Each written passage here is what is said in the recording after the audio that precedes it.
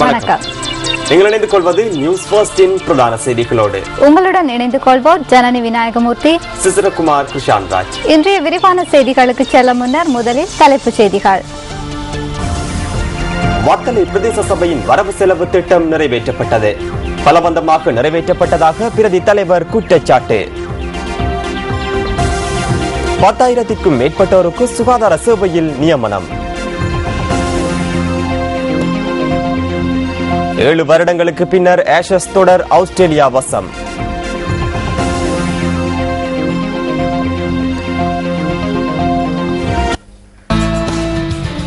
தொடர்வது விரிவான செய்திகள். வல்வெட்டித்துறை நகரசபையின் 2014ஆம் ஆண்டிற்கான வரவு செலவு திட்ட முதலாம் வாசிப்பு இன்று தோற்கடிக்கப்பட்டுள்ளது. தமிழ் தேசிய கூட்டமைப்பு அதிகாரத்தின் கீழ் உள்ள வல்வெட்டித்துறை நகரசபையின் 9 மொத்த உறுப்பினர்களில் 7 கூட்டமைப்பு உறுப்பினர்களும் ஈழமக்கள் ஜனநாயக கட்சியின் 2 உறுப்பினர்களும் அடங்குகின்றனர்.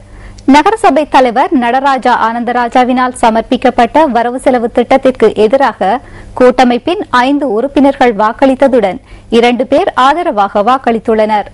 ஏனைய 2 உறுப்பினர்கள் வாக்களிப்பில் பங்கு பெற்றவில்லை.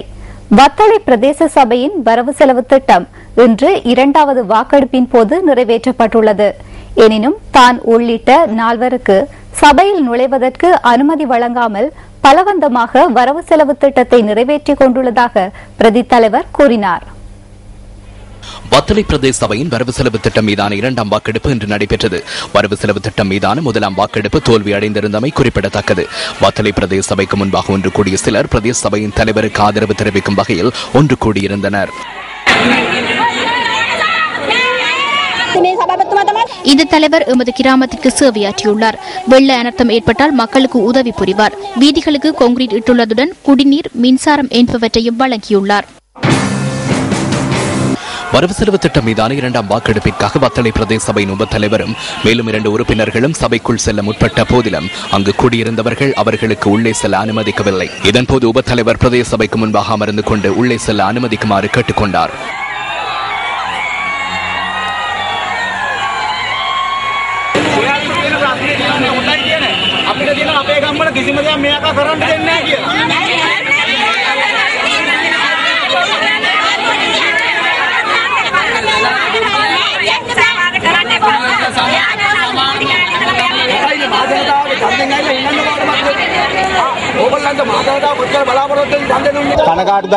இது கவலை அடையக்கூடிய ஒரு நிலைமையாகும். இந்த நிலைமையை ஏற்கனவே உணர்ந்து கொண்டு எமக்கு இன்று பாதுகாப்பு வழங்குமாறு வத்தளை நீதவான் நீதிமன்றத்திலிருந்து உத்தரவு பெற்றுக் கொள்ளப்பட்டது.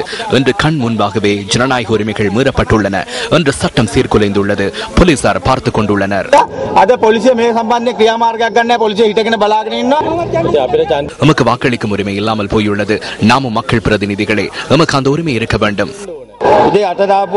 நாம் 8 மணிக்கு இந்த இடத்திற்கு வந்தோம். தலைவர் காலை 7:30 மணிக்கு சபைக்கு வந்து பூட்டு போட்டு அனைத்து நுழைவாயில்களையும் மூடியுள்ளார்.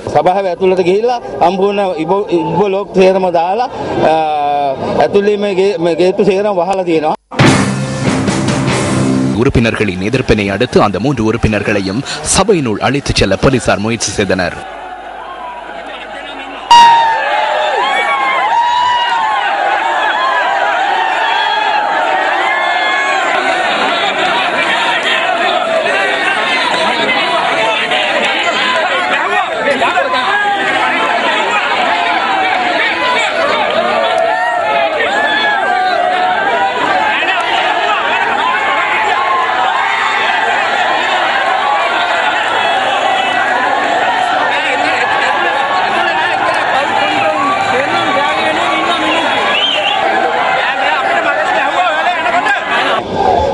பாதுகாப்பு இன்றியமை உள்ளே அழைத்து சென்று இதற்கு எதிராக வாக்களிப்பதற்கு இடமளித்ததாக கூறுவதற்கு போலீசார் தற்போது முயற்சி செய்கின்றனர். எனினும் நாம் முன்னர் உள்ளே செல்ல முயற்சி செய்த போது நமக்கு தாக்குதல் நடத்தியவர்களுக்கு எதிராக நடவடிக்கை எடுக்கவில்லை.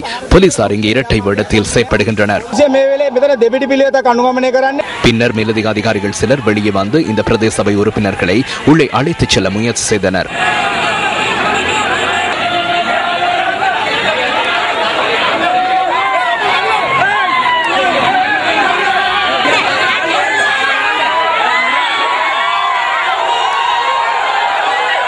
எனினும் அவர்கள் உள்ளே செல்ல முடியாத விதத்தில் நுழைவாயிலுக்கு பூட்டு போடப்பட்டிருந்தது.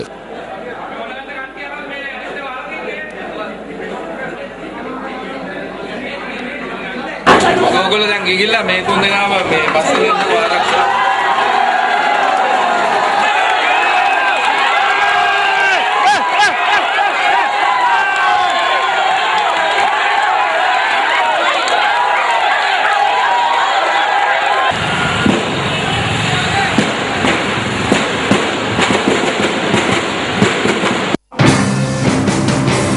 எனினும் வரவு செலவு திட்டம் மீதான இரண்டாம் வாக்கெடுப்பு நிறைவேற்றப்பட்ட பின்னரே ஆளும் கட்சியின் இணைய உறுப்பினர்கள் வெளியே வந்தனர்.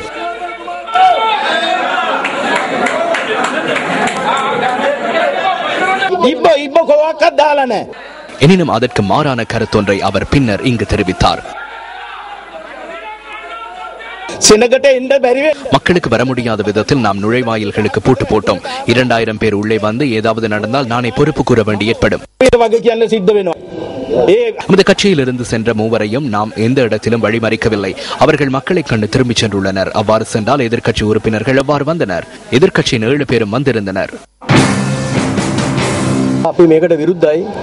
நாம் இந்த வரவு செலவு திட்டத்தை ஏற்றுக்கொள்வதில்லை. பலவந்தமாக சர்வாதிகார முறைப்படியே இந்த வரவு செலவு திட்டத்தை நிறைவேற்றிக் கொண்டனர்.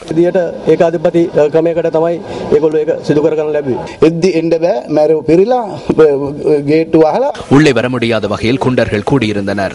கட்சி உறுப்பினர்கள் மாத்திரம் உள்ளே சென்று சபை நடவடிக்கைகளை ஆரம்பித்துள்ளனர். எவ்வாறோ நாம் உள்ளே சென்ற போது 9:40 அளவில் அதற்கு எதிராக நாம் எதிர்ப்பு தெரிவித்தோம். பின்னர் அவர்கள் வெளியே சென்றனர். அதனையடுத்து அங்கிருந்து குண்டர்கள் எம்மையும் வெளியே அனுப்ப முயற்சி செய்தனர். எனினும் நாம் செல்லவில்லை. 10 மணி அளவில் தலைவர் உள்ளிட்ட குழுவினர் உள்ளே வந்து வாக்கெடுப்பை நடாத்தினர். ஜனநாயக முறையில் இன்று தேர்தல் நடைபெற்றிருந்தால் இந்த வரவு செலவு திட்டம் கட்டாயமாக தோல்வி அடைந்திருக்கும்.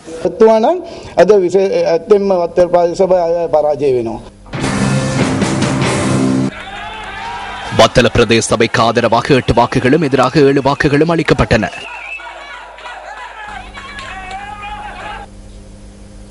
உள்ளூராட்சி மன்றங்களின் வரவு செலவு திட்டம் தோல்வியடைவது தொடர்பில் அமைச்சரவை தீர்மானங்களை அறிவிக்கும் ஊடகவியலாளர் சந்திப்பின் போது கவனம் செலுத்தப்பட்டது. 200 வீதம் காணப்படுகிறது. சாதாரணமாக 3 வீதம் இதுவரை அவ்வாறு இடம்பெற்றிருக்கிறது. முழு உள்ளூராட்சி மன்றங்களிலும் தோல்வி அடைந்தது போன்று ஊடகங்கள் இதனை காட்டியுள்ளன.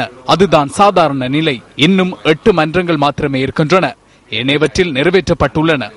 அவற்றுடன் கணக்கிட்டு பார்த்தால் 3 வீதத்தில் மாத்திரம்தான் இந்த பிரச்சனை இருக்கிறது. அதுவும் பிரச்சனைதான்.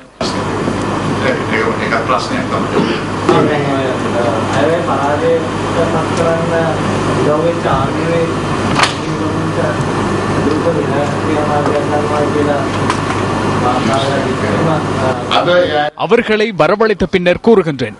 3 மணிக்கு அழைத்துள்ளோம். கொழும்பு மாநகர சபையின் ஐக்கிய மக்கள் சுதந்திர கூட்டமைப்பின் உறுப்பினர் பதவியை மதுமாதவ அரவிந்த ராஜினாமா செய்துள்ளார். இதன் பின்னர் இடம்பெற்ற ஊடகவியலாளர் சந்திப்பின் போது தான் மேல் மாகாண சபை தேர்தலில் போட்டியிடுவதாக அவர் குறிப்பிட்டார். கொழும்பு மாநகர சபையின் வரவு செலவு திட்டம் முன்வைக்கப்பட்ட போது மதுமாதவ அரவிந்த விசேட அறிவிப்பொன்றை விடுத்தார்.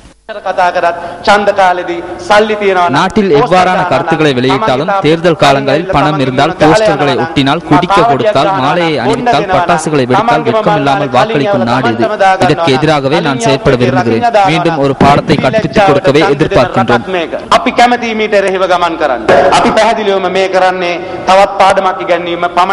விசேட அறிவிப்பின் பின்னர் அவர் ராஜினாமா கடிதத்தை கொழும்பு மேயரிடம் கையளித்தார். தான் வசிக்கும் கம்பஹா மாவட்டத்திலிருந்து புதிய அரசியல் பயணத்தை ஆரம்பிக்கப் போவதாக பின்னர் இடம்பெற்ற ஊடகவியலாளர் சந்திப்பின் போது மதுமாதவ அரவிந்த தெரிவித்தார். இந்த கூட்டணியில் போட்டியிடுகையில் நான் தனிமைப்படுத்தப்பட்டேன். எனக்கு வாக்களிக்குமாறு நாட்டு மக்களை கேட்கப் போவதில்லை. சிறந்தவர்களுக்கு வாக்களியுங்கள். இவ்வாறானவர்கள் விரும்பினால் வருவார்கள், இல்லை என்றால் வீட்டில் இருப்பார்கள். சிந்தனையை தூண்டும் அறிஞர் வாக்கு அடுத்து.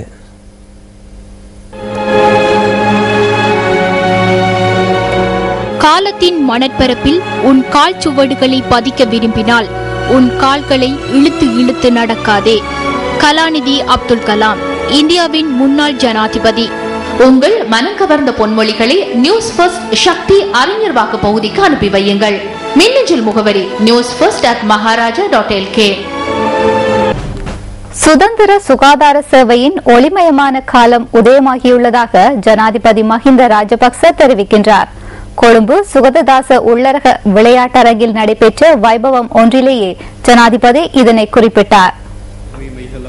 சுகாதார சேவையில் பல்வேறு துறையினருக்கு இன்று ஜனாதிபதி தலைமையில் நியமன கடிதங்கள் வழங்கப்பட்டன. தாதியர் பயிற்சிக்காக 6500 பேருக்கும், பயிற்சிகளை நிறைவு செய்த 1900 பேருக்கும், தகுதிகாண் மற்றும் மேலதிக வைத்திய சேவை பயிற்சிக்காக 2000 பேருக்கும் நியமன கடிதங்கள் வழங்கப்பட்டன. சுகாதார சேவையில் ஒரே தடவையில் அதிக நியமன கடிதங்கள் வழங்கப்பட்டுள்ள சந்தர்ப்பம் இதுவென சுகாதார அமைச்சர் இதன்போது தெரிவித்தார்.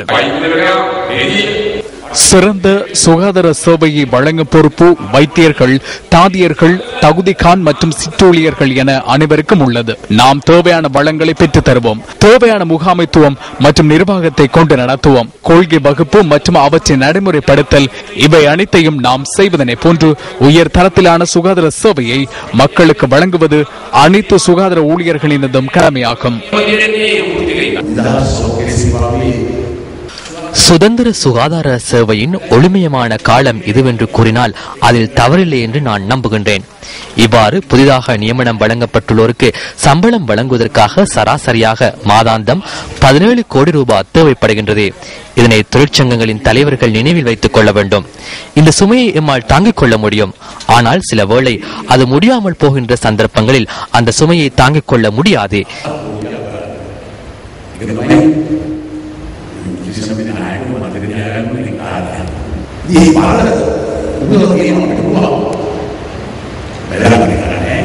இங்கு சம்பளம் முக்கியமல்ல, உங்களிடமிருந்து கிடைக்கும் சேவையே முக்கியமானது. ஆசியாவில் சுகாதார சேவையில் நாமும் முன்னோக்கி பயணிக்கின்றோம்.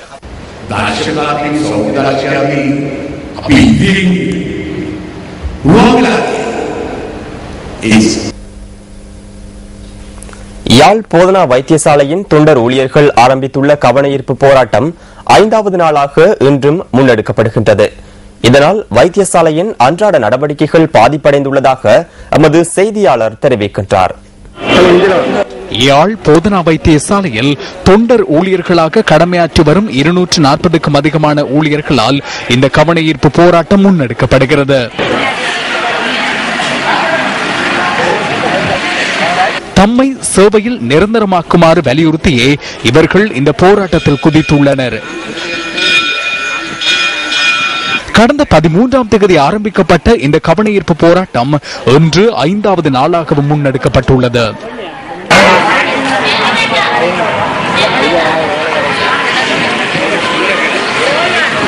இந்த நிலையில் நோயாளர்களை விடுதிகளுக்கு கொண்டு செல்லும் நடவடிக்கைகள் தொடர்ந்தும் பாதிக்கப்பட்டுள்ளதாக எமது செய்தியாளர் குறிப்பிட்டார். இதன் காரணமாக நோயாளர்களின் உறவினர்களால் நோயாளிகள் விடுதிகளுக்கு அழைத்துச் செல்லப்படுவதாக எமது செய்தியாளர் தெரிவிக்கிறார். இருப்பினும் இதன் பின்னணியில் பல்வேறு அரசியல் தலையீடுகள் காணப்படுவதாக தெரிவிக்கப்படுகிறது. இது தொடர்பில் பாராளுமன்ற உறுப்பினர் ஜே ஸ்ரீரங்கா கருத்து வெளியிட்டார். வடக்கிலே உரிமைகள் என்று பேசி உரிமைகளுக்காக போராடிய காலம் போய் இன்று நிரந்தர நியமனம் வேணும் என்று போராடுற நிலைமைக்கு அவர்கள் தள்ளப்பட்டிருக்கிறார்கள். ஆனால் இந்த நிரந்தர நியமனங்கள் தொடர்பாக பல இடுவரிகள் வடக்கிலே நடைபெற்று வருகின்றன. இதில் முற்றுமுழுதாக அந்த நிகழ்ச்சியை பொறுப்பு கூற வேண்டியதற்கு இபிடிபி கட்சிதான் இதில் பிரதானமாக இதற்கு பொறுப்பு கூற வேண்டும் என்று சொன்னால் அவர்களுடைய அரசியல் அழுத்தத்தின் காரணமாகத்தான் இது அங்கிருக்கின்ற வைத்தியர்களுக்கோ அனைவர்களுக்கும் தெரிந்தவுடைய அவர்களால் பேச முடியாது. இதை பேசினால் அவர்கள் இடமாற்றப்படுவார்கள் அல்லது அவர்கள் நிறுத்தப்படுவார்கள். இதனால் அவர்கள் வாயிருந்து மௌனிகளாக இருக்கிறார்கள். ஆனால் இன்று அவர்களை வழங்குவதற்கு அவர்களுக்கான நியமங்களை வழங்குவதற்கே தாமதம் ஏற்பட்டிருக்கிறது. இப்படித்தான் வேம்படி தேசிய பாடசாலையின் அதிபரிலே பாரிய இடுபறி. இன்று அரசியல்வாதிகள் மக்களுக்கு சேவை செய்வதை விட தங்களுக்கு வேண்டியவர்களை வேலைக்கு போட்டு அந்த நிறுவனங்களை தாங்கள் கைப்பற்றுகின்ற ஒரு நிலைமைக்கு தள்ளப்பட்டிருக்கிறார்கள். இதனால் பாதிக்கப்படுவது மக்கள். இன்று மக்கள் இவ்வளவு பிரச்சனை, இது ஒரு சுகாதார அமைச்சுக்குரிய விடயம். அந்த அமைச்சை கையாளுவதற்கு அங்கிருக்கின்ற அரசியல் தலையீடுகள் விட வேண்டும். அதை விடுவதில்லை. தங்களுடைய அரசியல் தாங்கள் சிற்றூழியரை போட்டு தங்கள் வேலை செய்தவர்களை போடுவதற்கு இதனால் எந்த பிரயோசனம் இல்லை. வைத்தியசாலை என்பது, கல்வி என்பது அரசியலுக்கு அப்பால் செய்யப்பட வேண்டிய விடயங்கள். இவற்றுக்குள் எல்லாம் அரசியல் புகுவதென்பது உண்மையிலே ஒரு கேவலமான நிலைமைக்கு அப்பால் அந்த சமூகத்தை முன்னேறாமல் தடுக்கின்ற ஒரு விடயமாகத்தான் நாங்கள் பார்க்கின்றோம். விளம்பரங்களை அடுத்து நியூஸ் ஃபர்ஸ்டின் பிரதான செய்திகள் தொடரும்.